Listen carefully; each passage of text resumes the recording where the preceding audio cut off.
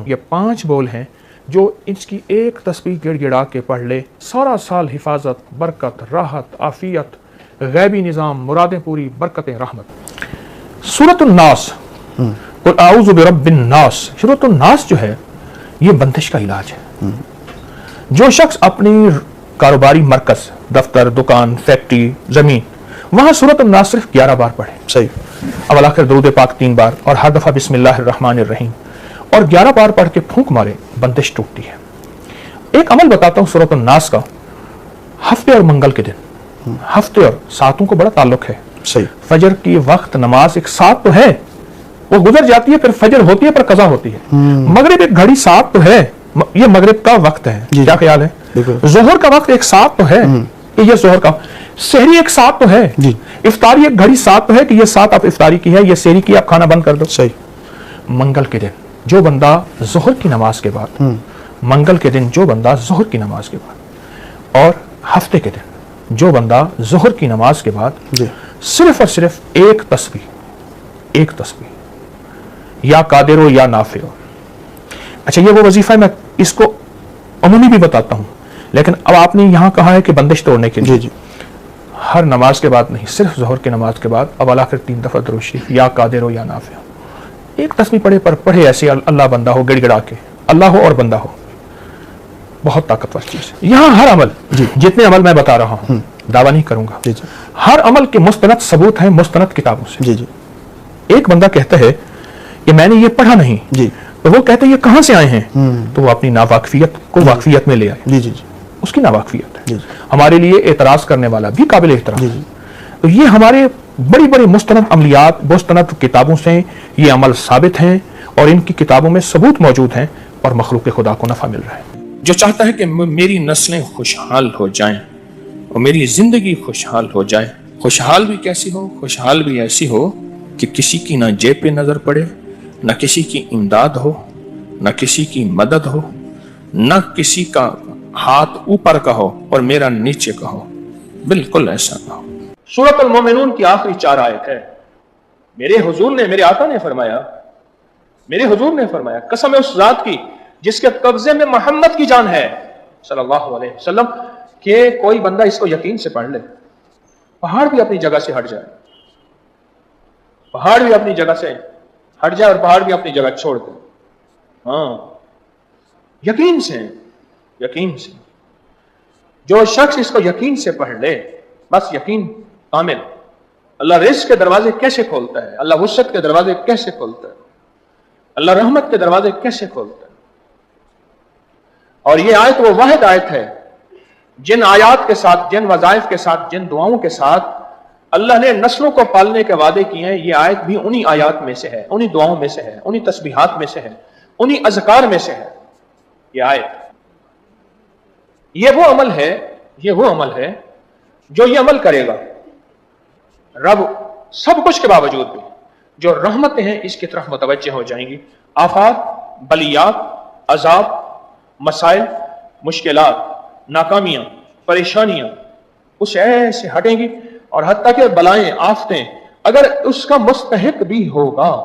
ये वो आयतें हैं कि अल्लाह पाक जल्ल शान हो इसके अपनी रहमत भेज के, इन आयतों का फैज और फजल और करम और बरकत भेज के अल्लाह उससे वो अजाब बला टाल के इसकी तरफ और इसकी नस्लों की तरफ रहमतों को मुतवज्जे फरमा देते हैं, बरकतों को मुतवज्जे फरमा देते हैं। इसकी नस्लों में राहतें, रहमतें, आफियतें आती रहती हैं जो बंदा भी ये आयत मुबारक पढ़ता है, जो बंदा भी इस आयत का विर्द करता है। ये इन अल्लाह वालों के अमल हैं जिनके अंदर बरकतें हैं और जिनके अंदर खैर हैं। और फिर फरमाया, अज़ली करमल्लाहु वजहहु का फरमान है, जिस बच्चे का अकीका ना किया जाए वो मौत या फिर तरह तरह की बलाओं और बीमारियों और मुसीबतों में मुब्तला रहता है। कितने बंदे ऐसे हैं जिनके अकीके नहीं थे, मेरी दरखास्त करने पे उन्होंने 40 साल, किसी ने 60 साल और किसी ने उससे भी ज्यादा अकीके किए, बच्चे का अकीका। यह हज़रत फरमाते अगर नहीं करोगे तो तरह तरह की बीमारियां और मुश्किलात और मसाइल और परेशानियां जो हैं उसको हमेशा लगी रहेंगी। जो अकीका नहीं करेगा, یہ زندگی کے سبق ہیں جو یہ حضرات ہمیں دے رہے ہیں. اگلا موتی سنیں. فرماتے ہیں 4 چیزیں شیطانی وسوسوں سے ہیں. 4 چیزوں کا تعلق شیطانی وسوسوں سے ہے. ایک مٹی کھانا. یہ کون کہتے ہیں؟ حضرت امام موسیٰ کاظم سلام اللہ رضوان اللہ تعالی علیہ اجمعین کا فرمان عرض کر رہا ہوں آپ کی خدمت میں. 4 چیزیں اس کا تعلق شیطانی وسوسوں سے ہے اور وہ بندے کے اوپر شیطان اور جنات اور چیزیں غالب آ جاتی ہیں. ایک مٹی کھانے والا. دوسرا خالی بیٹھے ہوئے مٹی یا تنکے توڑنے والا.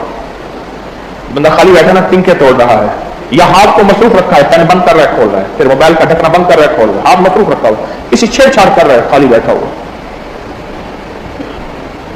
اللہ والوں نے ہمیں زندگی کا سبق دیا ہے. مجھے کچھ خبر نہیں تھی, تیرا درد کیا ہے یا رب, تیرے عاشقوں سے سیکھا, تیرے سنگ در پہ مرنا, مجھے آ گیا ہے جینا, مجھے آ گیا ہے مرنا. میں کہ 4 چیزوں سے شیطانی وساوس پیدا ہوتے ہیں اور پھر شیطان اس کے اندر گھر کر جاتا ہے اور جناتی شیطانی طوفان, بندشیں, پریشانیاں, ناکامیاں. یہ کس نے بیان کیا؟ حضرت امام موسیٰ کاظم نے. میں سب سے پہلے مٹی کھانا. دوسرا خالی بیٹھے ہوئے مٹی یا تنکے توڑتے جانا.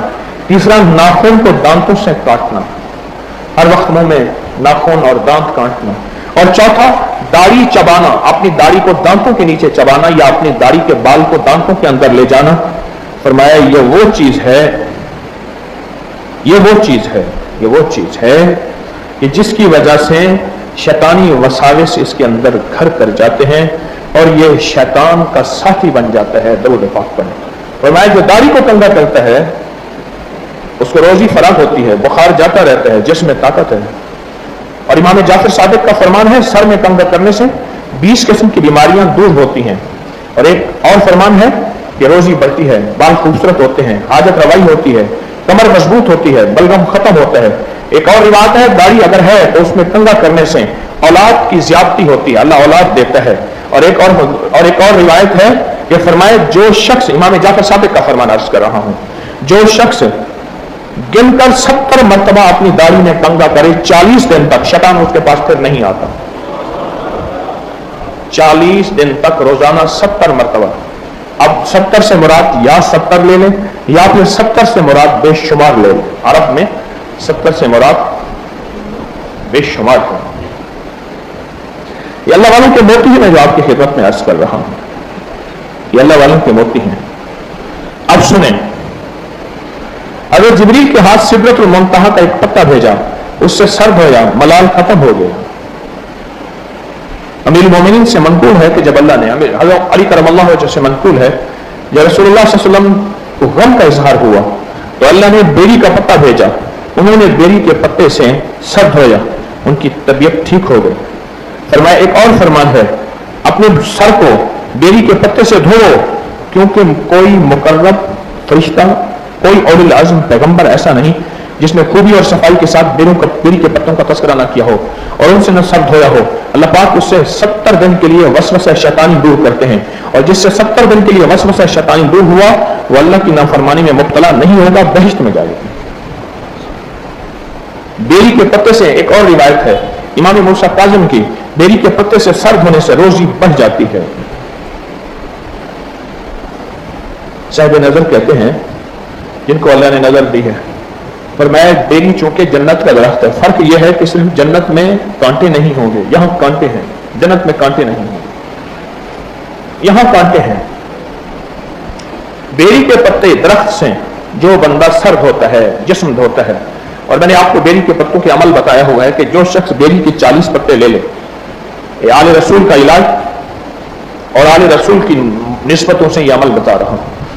جو بندہ بیری کے 40 پتے لے, ہر پتے پر 7 بار پہلا کلمہ لا الہ الا اللہ محمد الرسول اللہ پڑھے,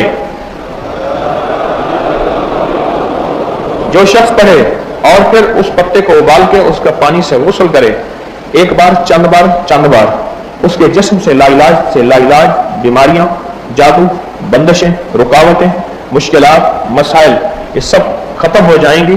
جو بیری کے پتوں سے نہائے, بیری کے پتے جو اس سے غسل کرے, اس کو ابال کے آپ سارے گھر کے لیے ایک ہی بیری کے پتے بنا سکتے ہیں. سارے گھر کے لیے ایک ہی پتے 40 پتے لیں, ہر پتے پر 7 بار کلمہ پڑھیں اور ہر پتے پر 7 بار کلمہ پڑھ کے اس کو ابال لیں, اس سے غسل کریں. ایک پتیلے میں بنا لیں, ایک ایک بندہ اس میں سے ایک ایک لوٹا ایک ایک مگ لے لے اور بالٹی میں ڈال کے غسل کر لے اور پانی اس میں ڈال کے. اس کے فضائل آپ نے سنے, کتنے کمال فضائل ہیں.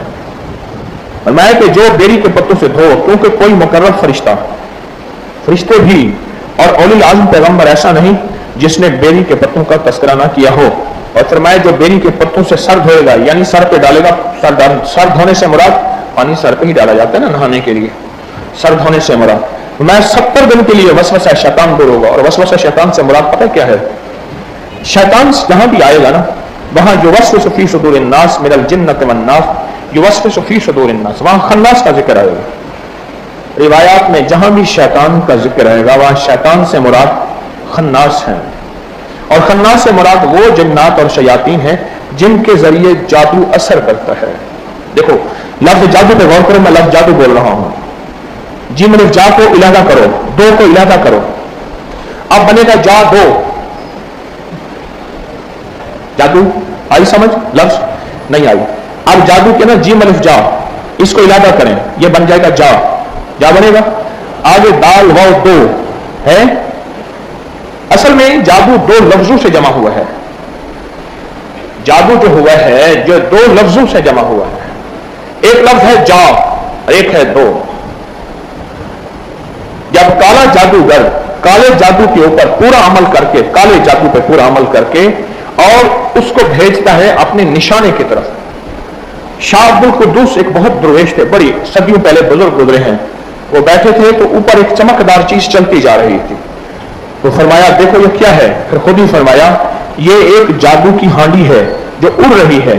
اور جادوگر نے کہا جا اس کو دو. کیا دو؟ غم دو, دکھ دو, بے اولادی دو, مشکلات دو, پریشانیاں دو, ناکامیاں دو, حالات, کندشیں, بندشیں اور رزق کی تنگیاں, اولاد, مسائل, یہ دو.